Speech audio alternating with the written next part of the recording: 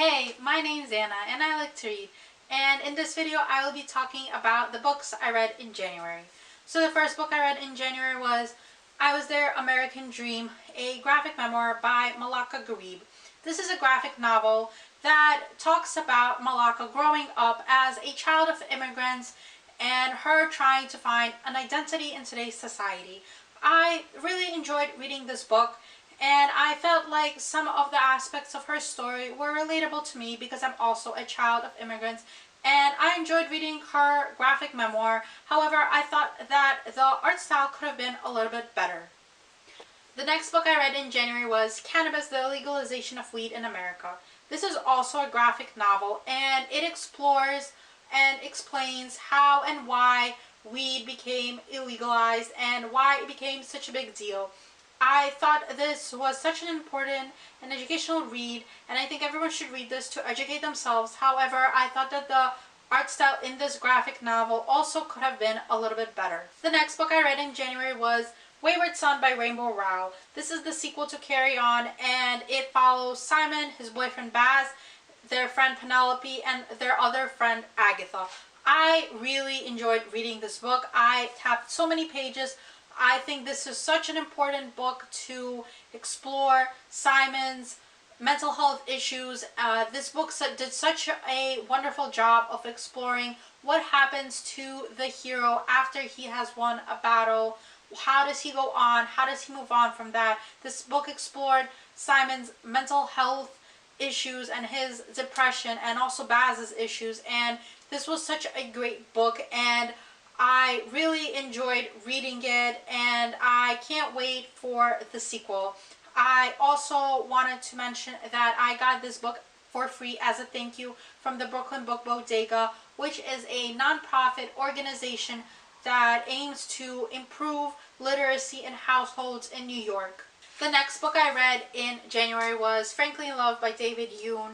This follows Frank Lee, who is a Korean American whose parents are Koreans and they only want him to date Korean girls. However, he has fallen in love with a white girl and he needs his help, and he needs help from his Korean family friend Joy, who is dating a Chinese boy, and they come up with a fake relationship. And while this book promised to explore cultural identity, race, racism, family relationships, it failed. It was so badly written.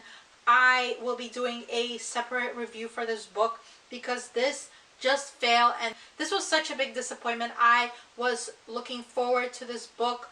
There was so much hype over this book, and it just failed, and I'm going to be doing a separate review for it. The next book I read in January was We Used to Be Friends by Amy Spalding. This follows two childhood best friends named Kat and James who stopped being friends at the end of their senior year. This book follows each of the girls in their timeline. So one of the point of views is written forward in time and the other is written backward in time. And this was well written, and I liked how this book had bisexual representation and it was own voices. However, I also felt like the characters were unlikable, and the reason they stopped being friends was so childish and so silly and just didn't make sense. There was also an open ending, which I did not like in this book. The next book I read in January was Sentinel.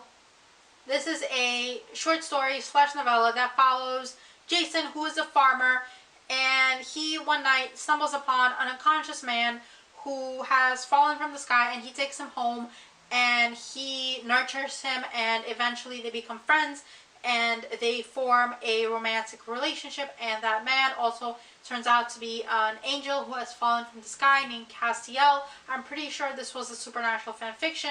There were so many things that reminded me of the show, including the brothers and the angel, even the angel's name. I thought that there was more telling than showing in this story, and I thought it was okay for what it was. I might read the following short stories in this series maybe in the future. And the next book that I read in January was Scrappy Little Nobody by Kendrick. This is a memoir, and I read it in audio format. I listened to her memoir on audio, and I really enjoyed it. I thought it was funny and insightful. And the last book I read in January was Yes Please by Amy Poehler.